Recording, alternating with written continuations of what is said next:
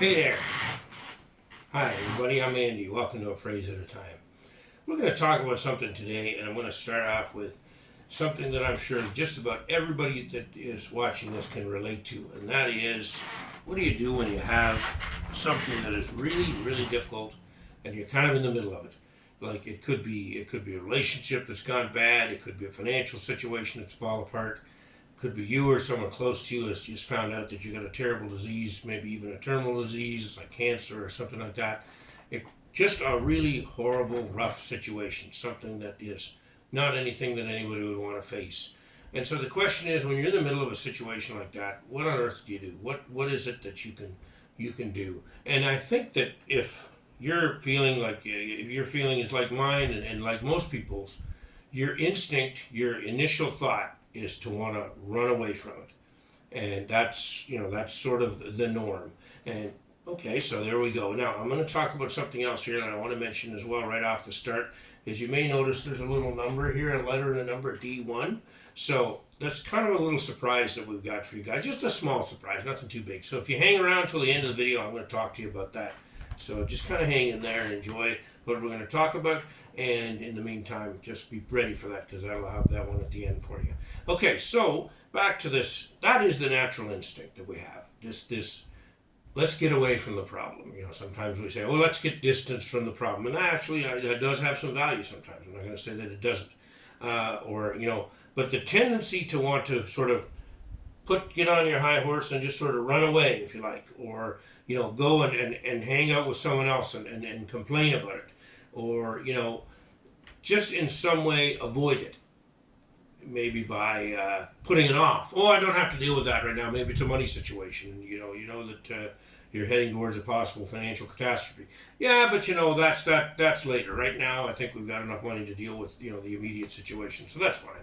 Or it's a relationship, and it seems to be getting worse and worse, and you're arguing more and more with your spouse. But things might turn around at some point, and maybe she's just being unreasonable, or he's being unreasonable, or maybe I'm being a bit unreasonable, this kind of thing. And it's going to improve. We don't really have to worry about it. And this is actually quite a dangerous way of looking at things if we realize it on a deep level. And it comes to something that Robert Frost said many years ago, and this is what we're going to talk about today. We're going to talk about this quote from the poet Robert Frost, and that is this one right here. The only way out is through. The only way out is through. The only way out is through. And if you look at it, we've put sort of couple of key words on the board here: out and through. And this is Robert Frost's idea. And what is he talking about here? Essentially, what it is when you're in the middle of a big problem, and the natural tendency is to run.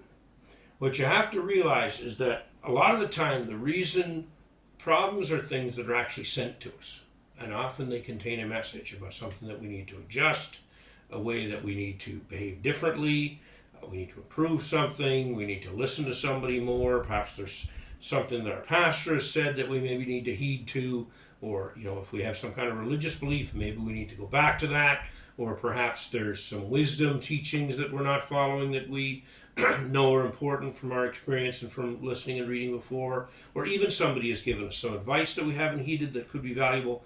But the point is, a lot of the time, these problems are they're kind of sent to us in a way to help us grow. And I think this is what Robert Frost was talking about. The only way out is through. Is you have to just hang in there and fight off, work through, deal with the challenges that are put out there in front of you in the best way that you can, and try to find a path through it. I remember a few years ago watching the Chicago Blackhawks, and this was a particular year. It might have been 2015. They won a Stanley Cup. They won their second of two championships that they won in recent years, and they had a goaltender, and the goaltender was Crawford. His name was Crawford, and number 50 for Chicago Blackhawks. I'm sure any Blackhawk fans out there are probably going, oh yeah, we remember Crawford. He was quite a great goalie for a number of years. Maybe going into the Hall of Fame, I'm not sure. We'll have to wait and see. But anyway, Mr. Crawford was, somebody was watching the game and they were kind of commentating and on what was going on in the game. And they noticed that Crawford would get into a situation, would be facing shot after shot. And they said, Crawford is just fighting these shots off. He's fighting them off. And what it was is he's kind of in the middle of the action and the puck's coming at him. And he just was putting his body in front of it somehow, some part of his body. It could be an arm, could be a leg, it could even be a mask or a head. But he just stuck something in front of the puck and seemed to manage most of the time to fight it off, as they say. And so I think that Crawford kind of offers a good metaphor for this, is that he was in the middle of it, in the middle of the toughness, but no trying to make the perfect save or run away. Of course, he's not going to run away, but the only way out is through, is you work with what's in front of you, you do the best you can, and you just sort of move through the situation. I can remember in my own life, I had a rather rough experience about maybe 8 years ago. And it was. I'm not going to lie. It was pretty difficult. I was kind of thinking that maybe it was time to check out of the world, if you like, if you can figure out what I mean by that. Ready to end things. And I'd kind of even figured out the method that I had to want to do it, and this is kind of where I was. And the reason it got me to that was, first of all, I had recurring depression over a period of years, and this was a bout of it, if you like. But also, in addition to that, it was how can we say it? I'd had a marriage blow up. I was in the middle of a divorce. I'd just been divorced, and it was affecting. I wasn't doing too well, and I'd sort of tried the rebound relationship. That hadn't gone very well, and I'd had some rejection and some failure there. And I just recently lost a job, and I was in some financial situations, some difficulty there, and I was worried about how to take care of my boys and the other responsibilities I had, and it just seemed like, coupled with the depression, which kind of threw on top, it was just, okay, that's enough.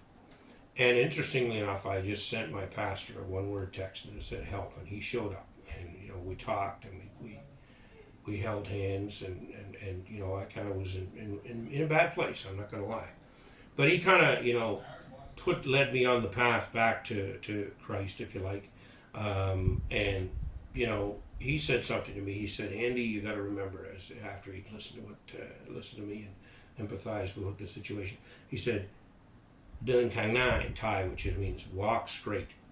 And I think that's a big part of this. Walk straight is like the only way out is through. When you're in a difficult situation, and that was what he taught me and what he was talking about, is you're just going to have to battle this out. You're just going to, because actually if you think about it, like suicide is the ultimate way out. It's the ultimate running away. And people often think, with something, I know this is a pretty strong topic, so I hope everybody's okay dealing with it, but when you talk about something like suicide, what you're talking about is it's the ultimate escape. But here's the thing: when you try to escape a problem, and that's the ultimate escape. Like, I'm not suggesting it by anybody. If anyone's thinking about it, please get some help. That's not what we're doing here. But if you're in that situation and that's where you're at, that's the ultimate method. That's the end running away, if you like. But think about it on a slightly deeper level, and the question is, does it solve the problem? Well, here's the thing. No, it doesn't. And running away doesn't solve your problem. Even the ultimate running away of ending your life does not solve the problem either. Why? Well, you think about it. First of all, I'm a Christian, so I have beliefs about it in terms of what it leaves, in terms of God and all that. But let's even take the question from the point of view of an atheist for a second. Let's say you're an atheist and you say, well, it's my life. I can end it if I want. Even now they have assisted suicide programs in some countries and so on. But here's the issue. Here's the problem with that. What happens? Do you end the problem? Well, the truth is no. What you do is you transfer the pain and you transfer the problem to somebody else. Instead of struggling through it, instead of doing your best and trying to make it through and trying to, hang in there. And I'm not uncompassionate. I know it can be tough. But the thing is that it's kind of there. It's your problem. It's your situation. You go and ask for help. Of course, ask for help. But push through it. Whether it's something that takes you to the extreme end of considering suicide, or often daily problems are a lot less serious than that. But still push through and fight through your problem and do the best with it, and there will be an end to it, and there will be a way out. And the question is, because otherwise, all you do, if you run away from your problem, you often transfer the problem to yourself down the road. In other words, if you got a minor problem, it becomes a major problem. like the old saying with the guy with the Fram oil filter, you know, the oil filter that was supposedly really good for car engines back in the day. And the guy's holding up the filter, you know, and he's talking about, and he says you can pay me now. It's like $20 or something to put this filter on and clean the oil in your car. And there's another guy under the hood of the car, you know, rebuilding the engine. And he's like, or you can pay me later, like $2,000 to rebuild the engine. And that's kind of what you're doing. If you leave your problems and try to run away from them and try to put them off, try to procrastinate, what you're doing is you're borrowing problems for tomorrow. You're putting them off, and you're going to have to deal, and it's going to get bigger. It's like compound interest. It grows and grows and grows. Only in this case, it's not growing in a good way. It's growing in a bad way. And the problem will fester and will get worse, and then you'll have a tough situation to deal with down the line. And everybody here knows what I'm talking about, because everybody's been through this kind of thing. But you keep this phrase in mind: the only way out is through. And rather than trying to just get out and run away, you realize you go through and you push through, and there will be a resolution to the situation. And no amount of running away, including the ultimate form of running away, is going to solve the problem for you. So that's my message to you today. We're going to leave it there, but hang in there and tough it out. And remember, as Robert Frost said, the only way out is through. Okay? So remember all the good things. Remember to like, remember to subscribe, remember please to comment below. We'd love to hear what your thoughts are, suggestions and that kind of thing. Share the video, all those kinds of things. We thank you for doing that, for those of you who are able to do that.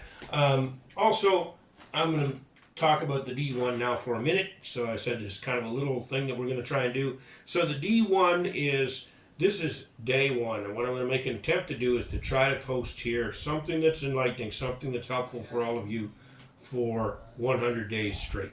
Okay, so we can play a little game if people want to comment below this video or any other one. The point at which they think I might break that. You think I'll get to only one, this will be it, and then I'll break it tomorrow, or I'll get to 3, or I'll get to 10, or I'll get all the way to 100. So you can put that in a comment below, and then if anybody gets it right, like I do break at 10, and somebody said 10 or the closest, we'll do some kind of a little sort of a surprise for you in terms of a video or whatever. We'll work it out later, but we'll have something special for anybody that gets that exact. And of course, if we do get to the point where we get to 20 and we have to start again, we're just going to try again, because we'll get there eventually for the 100 days. All right, so thank you very much. God bless you all. Best wishes. We'll see you.